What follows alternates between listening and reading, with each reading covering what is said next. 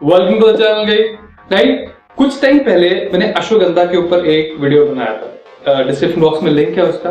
तो उस पे जो मुझे सबसे कॉमन क्वेश्चन आया था वो ये था कि मैं अश्वगंधा को यूज करके अपना वेट कैसे बढ़ाऊं। तो बेसिकली आज हम इस वीडियो में बात करेंगे बेसिक्स क्या होते हैं वेट बढ़ाने के, और अश्वगंधा उस चीज में आपको कैसे हेल्प कर सकता है।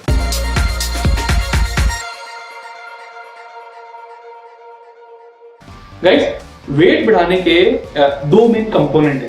एक बेसिकली कैलोरी कंपोनेंट है जो आपका डाइट वाला पार्ट है, और दूसरा बेसिकली आपका हार्मोन। आपको दोनों चीजें सही रखनी होगी अगर आप चाहते हो कि आपका वेट ढंग से बढ़े, अच्छा वेट ले। अब बात करते हैं कैलोरीज की। डाइट जो सबसे इंपॉर्टेंट पार्ट है। अब सबसे पहले आप क्या करें, सिंपल स्टेप्स बताता हूँ, कुछ ज्यादा कॉम्प्लेक्स नहीं है इसमें। आपका जितना बॉडी वेट है उसके हिसाब से आप देखो आपको हर रोज की कैलोरीज कितनी चाहिए। अगर आपको ये नहीं पता कैसे करते हैं, मैंने इसे वीडियो बनाई थी, यहाँ पे लिंक है डिस्क्रिप्शन बॉक्स में, आप उसे चेक कीजिए कि आपको हर रोज की कितनी कैलोरीज चाहिए। एक बार आपने फिक्स कर दी कि आपको कैलोरीज कितनी चाहिए, फिर उसके बाद आप क्या कीजिए, इसमें 500 कैलोरीज ऐड कीजिए। जैसे मान लीजिए अगर आपके वेट के अकॉर्डिंग आपको हर रोज की 1800 कैलोरीज खानी है मेंटेन करने के लिए, तो आप उसमें 500 कैलोरीज और ऐड कीजिए। तो हर दिन का आपका रिक्वायरमेंट ऑलमोस्ट 2300 कैलोरीज के आसपास हुआ। अब देखिए 1-2 हफ्ता करके कि ये जो एडिशनल 500 कैलोरीज है ये आपके वेट पर क्या करनी है। अगर तो वेट नहीं बढ़ा तो आप गाइस 200-300 कैलोरीज और ऐड कर दीजिए, 700-800 कैलोरीज होगी, मतलब आपके बेसिक कैलोरी इनटेक के ऊपर।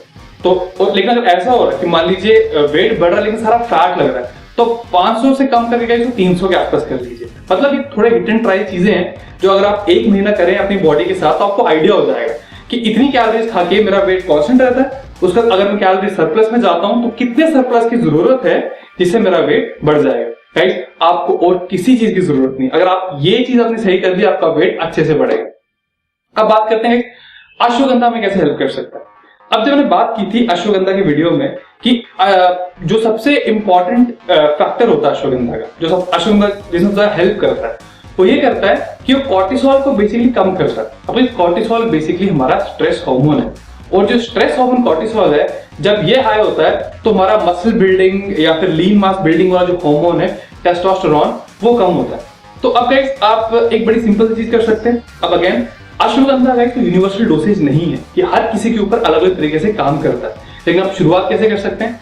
आपने ब्रेकफास्ट में अगर आप मान लीजिए पाउडर फॉर्म ले रहे हैं अश्वगंधा का, आप शुरुआत कीजिए 1/4 टीस्पून से, और ये आप ब्रेकफास्ट के बाद लीजिए और आप डिनर के बाद लीजिए। अब देखिए आपकी बॉडी कैसे रिएक्ट कर रही है।